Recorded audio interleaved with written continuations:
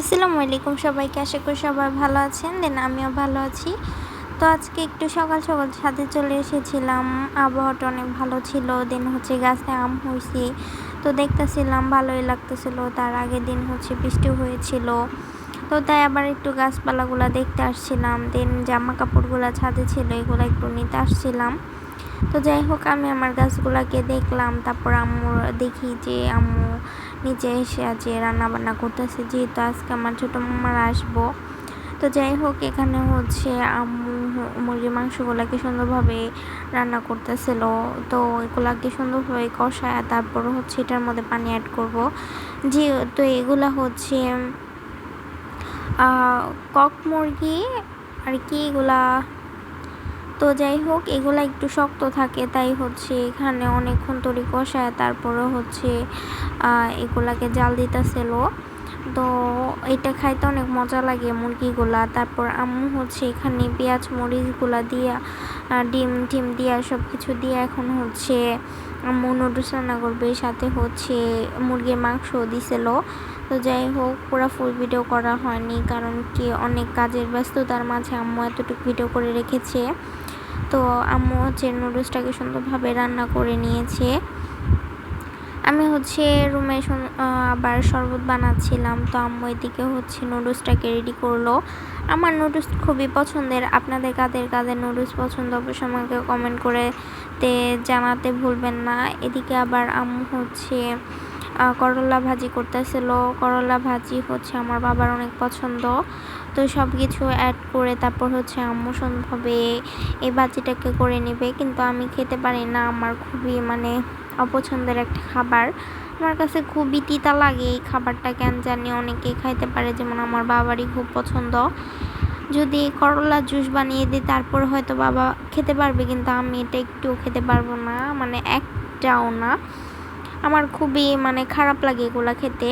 যাই হোক, এখানে মামার আসবো, তাই আমি নুডলসের বাটিগুলো সাজিয়ে নিয়েছি। আমি ঠান্ডা ঠান্ডা করে শরবত বানিয়েছি।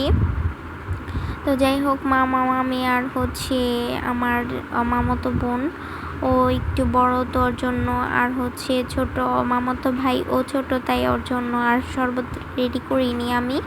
যাই হোক, এদিকে আম্মু আবার রোস্ট রান্না করতেছিল। রোস্ট এখানে ভেজে রেখেছে। এখন আম্মু এখানে পেঁয়াজগুলাকে সুন্দরভাবে কষায় তারপর রোস্টটাকে রান্না করে নিল। আমার রোস্টও খেতে খুবই পছন্দের। তারপর এখানে আম্মু পোলাও রান্না করতেছিল। তো রোস্টের সাথে তো পোলাও, তারপর মুরগির মাংস। পোলাও খেতে খুবই ভালো লাগে, কারণ পোলাও না পছন্দ, আমার খুবই পছন্দ। কাদের কাদের পছন্দ কমেন্ট করতে ভুলবেন না। তারপর এখানে আবার বাবা বাঙ্গি আনছিল বাজার থেকে।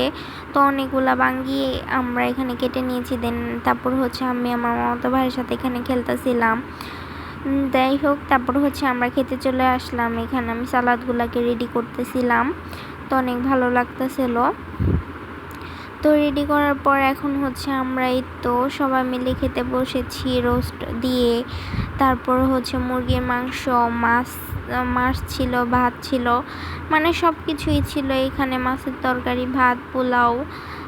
তারপর আমরা খাওয়া দাওয়া শেষ করে এখন সবাই মিলে আমাদের প্লটের কাজ দেখতে যাচ্ছিলাম। তো এই তো আমি হাঁটতেছিলাম, এখানে ভিডিও করেছি। তো যাই হোক, এখন আমরা গাড়িতে বসে এখন সবাই চলে যাচ্ছি আমাদের প্লট বলতে আমাদের এখন বাসা। তো নিজের বাসায় যাচ্ছি, খুবই ভালো লাগে এখানে আসলেই। আর মনে চায় যে যেতে মন চায় না। তো যাই হোক, এখানে আমরা চলে আসলাম। তো প্রায় অনেকটা কাজই কমপ্লিট ঈদের জন্য। তো অনেক কাজ বন্ধ রয়েছে। তারপর আমি মামার সাথে আবার একটু ফুচকা খেতে আসছিলাম। তো ফুচকাটা খুবই ভালো লাগছে। আজকের ভিডিওটা এই পর্যন্তই থাকবে। সবাইকে আল্লাহ হাফেজ। ভালো লাগলে অবশ্যই ভিডিওটা like, comment, share and subscribe করে আমার পাশে থাকবেন, অন্যদের দেখার সুযোগ করে দেবেন। তো ফুচকা কার কার পছন্দ অবশ্যই কমেন্ট করে জানাবেন, আর কার কার লোভ লাগতেছে। আল্লাহ হাফেজ।